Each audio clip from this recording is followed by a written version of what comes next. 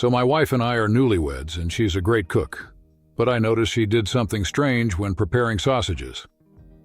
Just before she puts them in the skillet, she cuts off about an inch on both sides of the sausages. After having witnessed this a couple of times, I asked her why she did this. "Oh, that's the way my mom taught me how to prepare sausages. She always made them like this for my father and myself."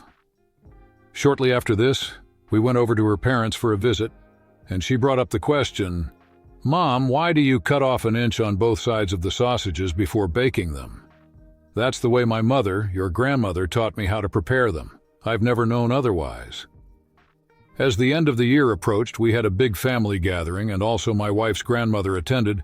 Towards the end of the evening, my wife and I sat down next to her and said, "Granny, we were wondering. I've been cutting off an inch of both ends of sausages, because that's how Mom taught me, and she said she learned it from you. Why is that?"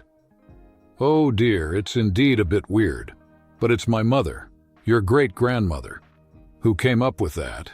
She surely can give you an answer.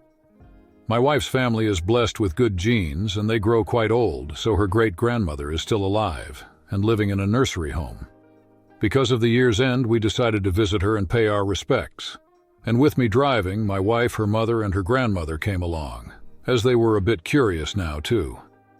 We arrived in her room, and after paying our respects and wishes for the new year, my wife's grandmother sat down next to the bed and asked, "Mother, we have a question. We were wondering. We've been taught to cut off an inch of both sides of sausages before baking them, and so are my daughter and granddaughter preparing them. It's you who told me to do it, but why is that?" The 98-year-old woman stared at the ceiling for a bit and then said, agitated, "Don't tell me you're still using that undersized skillet."